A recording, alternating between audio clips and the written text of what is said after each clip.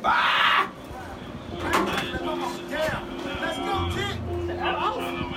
It's automatic.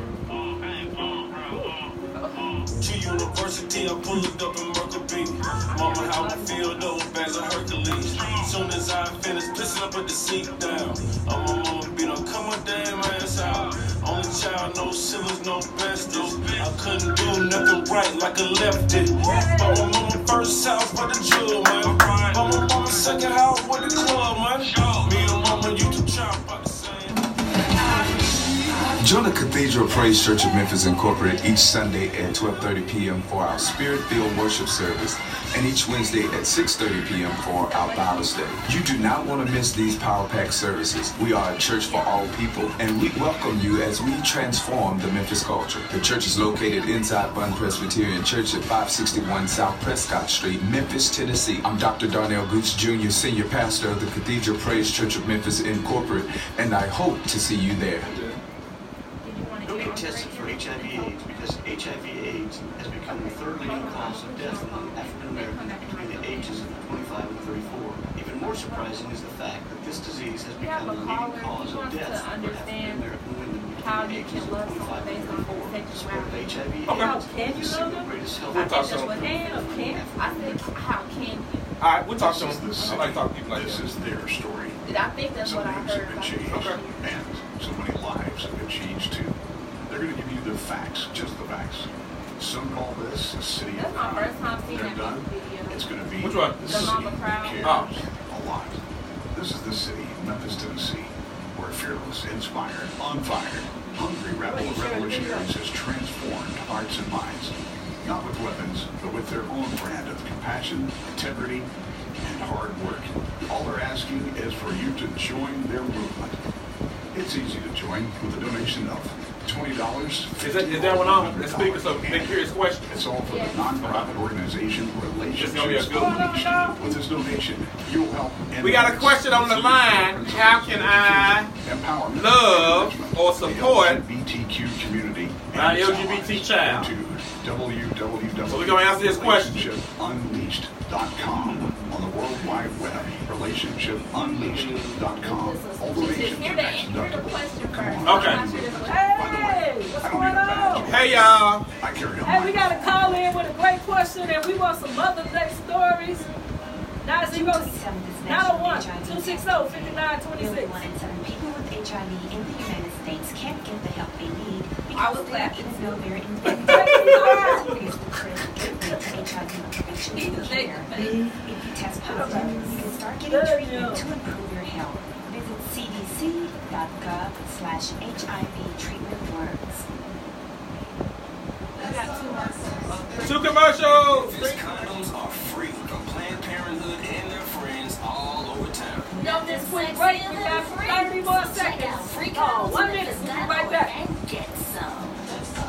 Somebody stole my brush in my car. I'm looking for my brush. I can't find it.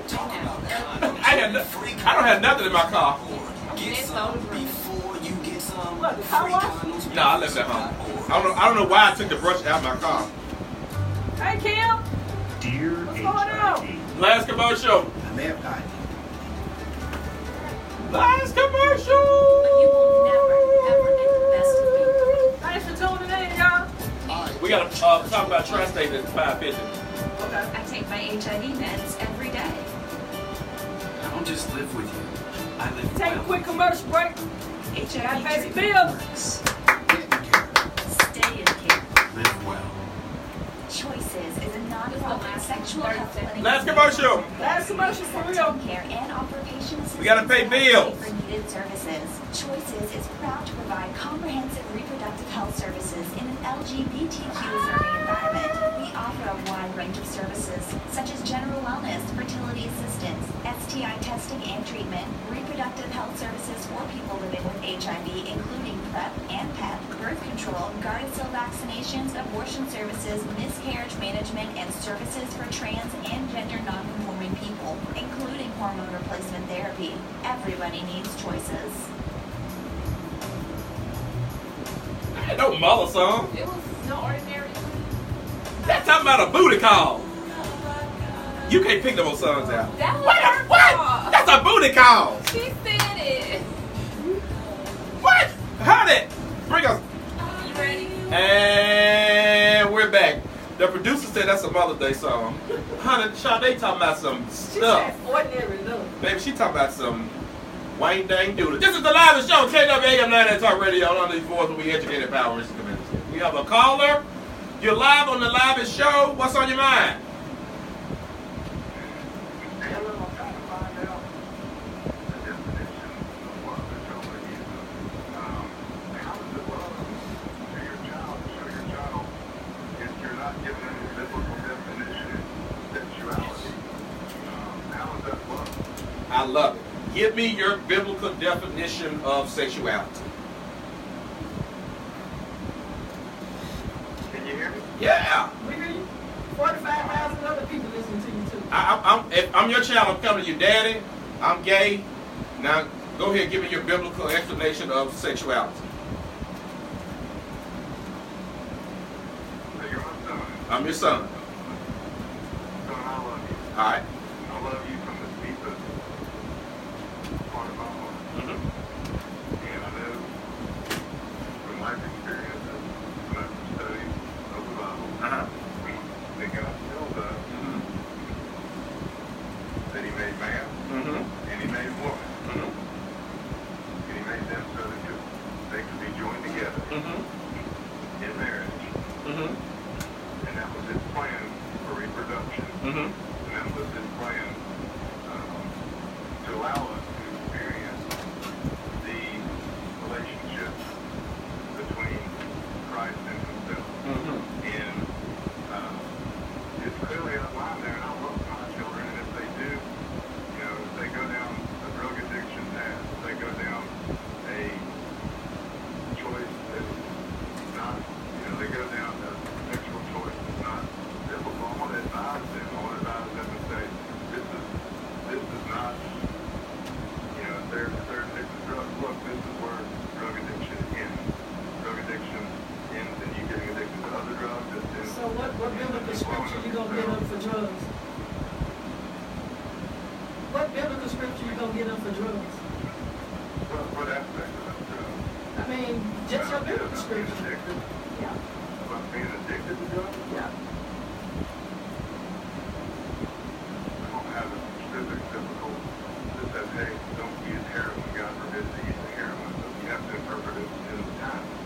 Okay, but I'm glad you said I'm that. glad you So, said so that. now we're gonna go back and interpret what you said, that God made a woman and a man to reproduce and be married, and what did you say? To be joined together and reproduce. Yeah.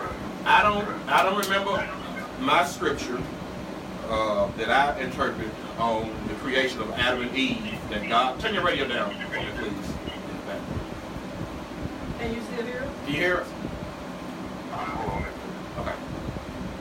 That should be better. All right, that's perfect. I don't remember reading in the scripture where it says that God told Adam and Eve to go and get married and reproduce and what does it say? He said to be joined. To be joined together in holy matrimony. I don't remember seeing that scripture. Yeah. When it's supposed to be joined together. So how is that related to the You said, no, this is what, I'm your son. I came to you. You just poured these scriptures out to me. So what I'm saying is this. So we have to remember this. So the Bible must be read as a witness to Jesus. Jesus saves us, not the Bible. So you said this earlier. You said we have to read the Bible in our context. So you got to read the historical context, literary, and the cultural context. So we use these scriptures to justify our own biases and our own hang-ups or whatever. And these scriptures never refer to what you just said. Because so I'm just gonna go out scripting. So if we're gonna hold the tenets of the Bible. Just say we're gonna hold the tenets of the Bible. Just say for argument's sake that you are absolutely correct. But there's so many other things in the Bible that says that we have to do that we don't do. For instance, why do we prosecute rapists if the Bible says that if a man rapes a woman and she becomes pregnant, that he has to marry her. Why do we prosecute them? Why do we have divorce courts? Why do we have barber shops and beauty shops when there are scriptures that clearly forbid these types of things? So if we're gonna hold these tenets true and say that we're gonna follow everything from those 35,000 scriptures that's in the Bible, then we're being hypocritical when we don't do that. You're supposed to sell your daughter for 2 cows and a sheep, and it's just a plethora of things in there that just contradicts everything that goes on in our society today. But we hold on to 7 scriptures and want to condemn the LGBTQ community for 7 scriptures that have no historical relevance to what people interpret. For instance, did you know that suicide is the second leading cause of death among young people between the ages of 10 and 24? Also, LGBT kids are 3 times more likely to have committed 5 times more likely to attempt suicide than heterosexual people.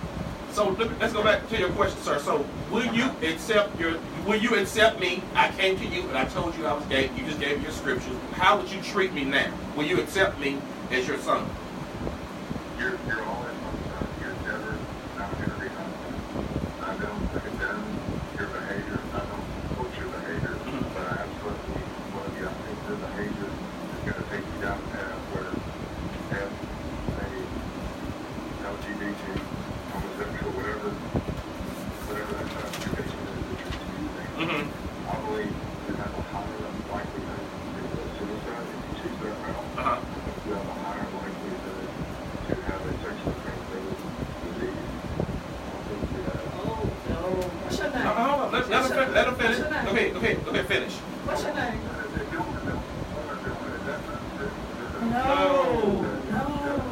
No, that's not true. What? Have a higher percentage of STDs than heterosexual. No, sir. What's your name? Well, he's not gonna tell you his name. No, I mean, I'm just, because I don't want to say caller. Okay, I'll say caller. Say caller. So let me ask you a question. Are you married? Yes or no? Okay, so this is the Bible. No. Go back to those facts he just stated false. We have people listening to him. Heterosexuals, individuals, especially women right now, they're leading the HIV rates and STIs, not gay individuals. And they're black women. And they're black women. You know why? Because of the stigma of the disease, because you have men who are bisexual and men who homosexual. They have to go back and forth and play both sides of the fence because of parents who preach and teach and give the kind of love that you're giving right now to their child. And so they have to play both sides. Well, that's one area. And then another area is that we have a lack of sex education. Yes. We don't talk about sex in a healthy way. We talk about sex as a sin. And sex is not a sin. And we don't have health education to teach people how to protect themselves. Yeah. And the risks of going out engaging in risky behavior. So that is absolutely. You're correct. Now you are correct. But if you can't abstain, there are things out there. There are people, places, and applications in place to help you protect yourself when you go out. It's like playing Russian roulette, whether you're heterosexual or homosexual. But there are so many variables in this conversation, and I just wish we had enough time to really talk about it. But hold on, let me say this. I think that's a great question. Let me give you some statistics. Here in Shelby County, Memphis, Tennessee, we have right now 958,176 people. That's as of this survey was taken in 2010. And as of 2010, people living with diagnosed with HIV and AIDS. The heterosexual community, it was 72.6% of females who are heterosexual living with HIV and AIDS. Now, on the other side, you have 15.6% of men who are heterosexual living with HIV and AIDS. So we can't say it's a gay disease or it's a disease you get when you identify LGBTQ. It's a disease that's affecting all of us. Exactly. It's an awful disease.